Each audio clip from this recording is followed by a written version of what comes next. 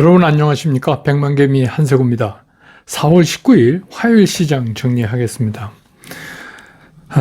미국이 부활절 연휴를 끝내고 이제 처음 열린 그 월요일 뉴욕 시장은 약보합권의 혼조로 이렇게 마감을 했습니다. 역시 그 미국 시장도 굉장히 그 불안한 그런 진행을 할 수밖에 없는 그런 상황에 아직 있다 이렇게 보여집니다. 반면에 이제 우리 시장은 오늘 외국인들이 코스피 시장에서 그 10거래일 만에 순매수로 바뀌면서 이 순매수를 보여주면서 지수를 상승시켰습니다. 물론 이제 뭐 크게 이슈도 없었고 기대하지 않았던 그 외국인들의 매수였기 때문에 느낌은 좀 더 컸다 이렇게 볼 수 있습니다.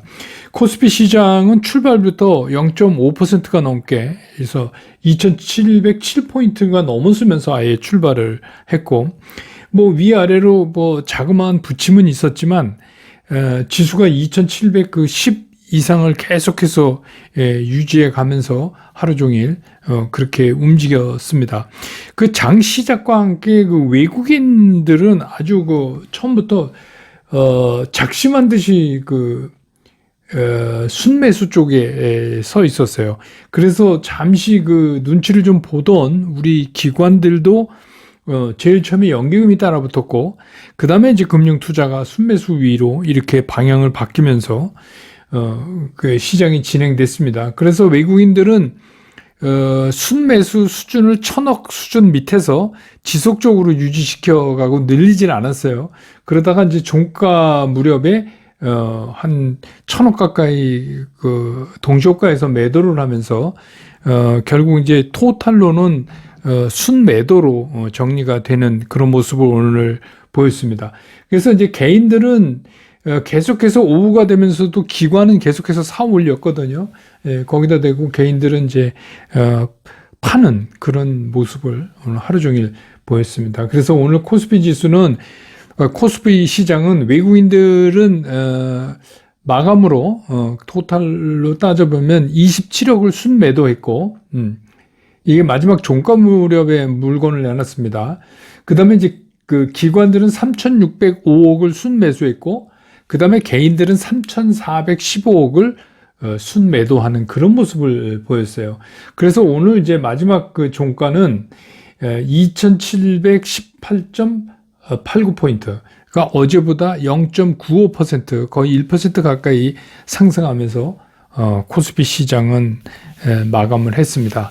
또 코스닥 시장도 마찬가지였어요. 코스닥 시장도 시작은 거의 0.5% 가깝게 이렇게 상승해서 출발을 했고, 그 다음에 사실 그 코스닥 시장 같은 경우는 뭐 이렇다 할 주가 등락이 없었어요. 그런 이유로는. 그래서 계속해서 그 1% 이상의 상승세를 계속해서 유지해 왔고, 그 매수 매도를 살펴봐도 되게 심플한 모습을 보였어요. 아침부터 외국인하고 기관은 사자, 매수 쪽에 계속해서 서 있었고, 그 다음에 이제 개인들만 매도, 주가 지수가 올라가니까 매도에서는 그런 모습이 오늘도 진행됐습니다. 그래서 코스닥 시장은 외국인들이 1761억을 순매수했고, 기관은 1657억을 순매수했고, 개인이 무려 3310억을 파는 그런 모습을 보였습니다. 네. 그래서 오늘 코스닥 지수는 931.56포인트로 마감을 했어요. 그래서 어제보다 1.45% 상승하면서 시장을 마감을 했습니다. 오늘 이제 특이한 거는 뭐냐면, 그 삼성 바이오를 빼고는 그 시가총액 1위부터 10위까지가 모두 상승하는 그런 모습을 오늘 보였다. 근데 이제 이거 안에 좀 살펴보면 삼성전자는 600원이 올랐는데 재밌어요. 삼성전자가 줄곧 외국인이 매수를 좀 하는 것처럼 이렇게 진행하다가 막판에 이게 뒤집혔어요. 그래서 외국인들은 오늘 삼성전자를 1204억이나 순매도를 했습니다. 네, 막판에요. 그리고 기관은 1003억을 샀고요. 순매수를 했고 개인은 112억을 사는 그런 모습을 보였습니다. 그 다음에 이제 LG 에너지 솔루션은 어제보다 2,500원 올라서 0.58% 상승을 하면서 끝났는데, 외국인들은 29억을 순매도했고요. 기관은 105억을 순매수했는데 그 중에서 연기금이 127억을 순매수했습니다. 계속 말씀드린 유세 LG 에너지솔루션은 그 연기금 주식이에요. 그 다음에 SK 하이닉스 같은 경우는 오늘 3%가 넘게 3.21%가 금액으로 3,500원이 오르면서 끝났는데 외국인들이 221억을 순매수했고 기관도 501억을 순매수했고 개인들은 738억을 순매도했습니다. 오늘 이제 그렇게 움직였어요. 그래서 내용을 열어보면 외국인들이 오늘 뭐 사줬다 이러지만 결과적으로 동시효과 종가까지 감안하면 마이너스 28억이 된 거예요. 결국은 오늘도 사지 않았습니다. 마지막 종가에 무려 삼성전자를 1,200억이나 때렸습니다. 반도체 오늘 이제 섹터가 그거는 뭐 여러분 아시지만 뭐 삼성전자, 하이닉스 다 어쨌든가 올랐고 또 어제 미국의 필라델피아 반도체 지수도 상승한 거 영향도 좀 받았고 또 뭐 이제 계속 나오는 얘기지만 이렇게 이제 반도체가 쉬다가 올라가는 날 항상 그 이유가 있잖아요. 그래서 뭐 향후에 데이터 산업이 뭐 이거는 뭐 늘 하던 얘기입니다.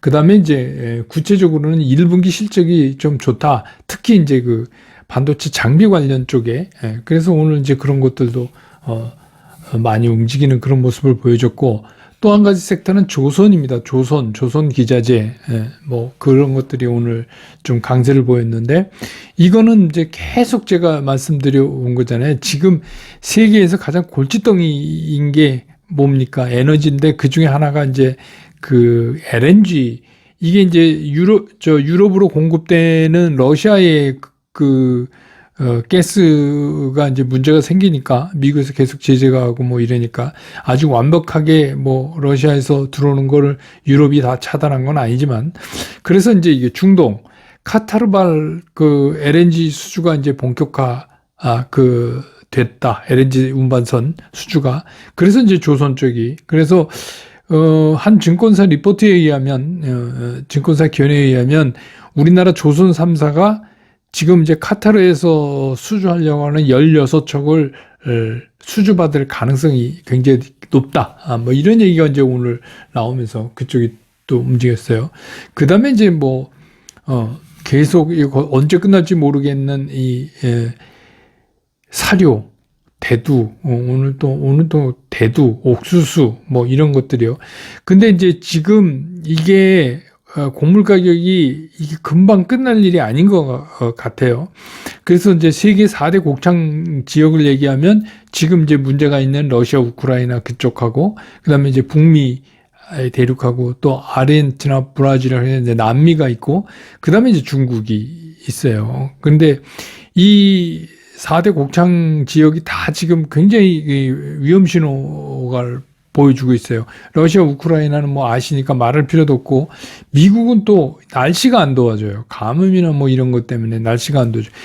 아르헨티나도 그렇습니다. 아르헨티나도 가뭄 뭐 이런 것 때문에 그래서 파종을 잘 못했대요. 이번에도. 그리고 중국은 이 코로나 봉쇄 때문에 여기도 이제 굉장히 많이 그 곡창 세계적인 곡창 지역인데 그래서 이제 이런 것들 때문에 앞으로 곡물가는 지속적으로 상승할 전망이 있다. 이제 이렇게 보는 거예요. 그러니까 지금도 그렇고 앞으로도 왜냐면 이제 이게 파종을 못하면 또 몇 개월 후에 그런 일이 일어나잖아요. 그래서 옥수수 선물가가 드디어 이제 부시엘당 $8를 넘어섰어요. 그래서 $8 40센트 이게 9년 만이랍니다. 그러니까 계속해서 곡물 가격은 뭐 옥수수 이랬다 대두 이랬다 뭐 이렇게 돌아가면서 지금 이제 이렇게 오르고 있어요. 그래서 오늘도 사료 뭐 관련 이런 것들이 좀 강했고 그다음에 뭐 이건 이슈지만 뭐 쌍용차 인수요 관련된 것들이 좀 오늘 움직이고 또 그다음에 전기차 관련해서 이제 2차 전지와 또 한 가지는 그 2차 전지 특히 이제 소재 쪽 이것들이 오늘 이제 좀 강세를 보이는 그런 모습을 보였습니다. 이게 이제 오늘 시장의 중요한 특징이었다. 이렇게 정리가 될 수 있습니다. 이제 시장 얘기해야 되는데, 어제 제가 이제 외국인들이 이 요지부동이다. 도대체 얘는 사질 않는다. 우리나라 시장에서. 이 얘기를 들은 건지 어쩐 건지. 예. 오늘은 외국인들이 아침부터 작정을 하고 매수에 나섰습니다. 그래서 코스피 시장에서는 아침까지만 해도, 물론 오늘 이제 종가는 아니지만 10거래일 만에 이제 순매수를 나서면서 이것 때문에 이제 분위기가 확 바뀌었죠. 그러니까 이제 기관도 이제 뒤쫓아서 달려들었고, 진짜 가뭄의 단비 같은 이제 그런 상승을 보여줬어요. 그래서 뭐 이렇게 열흘 동안을 계속 팔다가 하루만 사줘도 이렇게 달라지는데, 예, 그렇네요. 하루만 사줘도 이렇게 세상이, 예, 이렇게 좋을 수가 없는데, 이거 뭐 사는 건 고사하니 이제 고사하고 팔지만 않아도 굉장히 좋지 않을까. 오늘은 이제 하루 종일 뭐 그런 생각이 들었어요. 근데 뭐 어찌 됐건 뭐 누가 어떻게 했건 어쨌든간 뭐 늘 말씀드리지만 양대 시장이 1% 가까이 또 1% 이상 이렇게 오르니까 일단은 좋네요. 근데 이제 여기서 우리가 정리해야 될 게 있어요. 그러면 이 가뭄의 단비는 맞는데, 그럼 외국인들이 계속 살 거냐? 그럼 외국인들은 오늘 왜 샀냐? 두 번째, 계속 살 거냐? 이게 이제 우리가 지금 궁금한 거잖아요. 그러면 이제 이거를 하나씩 좀 점검해 보자는 겁니다. 네. 첫째, 왜 샀을까? 느닷없이, 갑자기, 무슨, 뭐, 밤사이에 세계 주식시장을 들어떠났다 할 만한 대단한 호재가 터진 것도 아니고, 왜 그랬을까? 이게 저는 이제 오늘 종가까지는 외국인들이 좀 사주는 거, 순매수로 끝나서 알았더니 종가를 못 참고 그렇게 됐네요. 이게 뭐냐면 저는 이렇게 생각이 들어요. 우리는 이제 주식 투자할 때, 야, 이게 뭐 괜찮아. 이쯤이면 많이 빠졌어? 이쯤이면 바닥에 온 것 같지 않아? 뭐 이런 이제 여러 가지 생각을 하고 의사결정을 하지만, 이 외국인 기관 투자가들은 주로 이제 어떤 자기네들 나름의 그 알고리즘이 있고 그거에 의해서 작동되는 시스템으로 많이 매매를 해요. 그래서 그 시스템에 의해서 오늘은 그들이 갖고 있는 시스템의 알고리즘에 의해서 계속해서 아시아권 시장에서 주식을 파는 건 아닌 것 같고 이쯤에서 한번 정리하는 그런 그 타이밍이 아닌가 이렇게 보여져요. 그래서 뭐 보시면 알지만 오늘 뭐 대만도 그렇고 니케이도 그렇고 다 우리 비슷하게 다 올랐습니다. 그래서 이거는 이제 그런 거에 의한 게 아니냐. 그 이유가 뭐냐면 첫째 무슨 엄청난 호재가 없는데 아침부터 아예 작심을 하고 코스피 코스닥 선물이 일제히 매수가 들어왔어요. 외국인들이. 그러니까 뭐 그냥 기다렸다는 듯이 문 열자마자 이렇게 들어왔다. 그러면서 이제 시장을 끌고 나갔다. 그러면 이제 이게 외국인들이 갑자기 우리가 모르는 뭐 한국에 대한 호재가 있어서 산 건 아닌 것 같고, 그 다음에 이제 매매 형태를 보면 외국인들은 그렇게 해서 불을 탁 댕기고 나서 기관이 받아서 막 이제 시장이 이렇게 상승을 하는데, 예, 하루 종일 코스피 기준으로, 왜냐하면 뭐 이제 코스닥 같은 거는 아닙니다만 코스피 같은 거는 왜냐하면 각종 파생의 기준이 되는 코스피 200 지수가 굉장히 중요하잖아요. 그러니까 어느 수준까지 딱 맞춰놓고 그 다음에 그냥 옆걸음질을 쳤어요. 더 사지 않았습니다. 외국인들은 거의 껌딱지 붙여놓은 것처럼 쫙 이렇게 갔어요. 그 얘기는 뭐냐면 아예 아침에 일찍 어떤 룰에 의해서 뭐가 한번 프로그램이 탁 작동된 거 아닌가 이런 이제 느낌을 받는 거죠.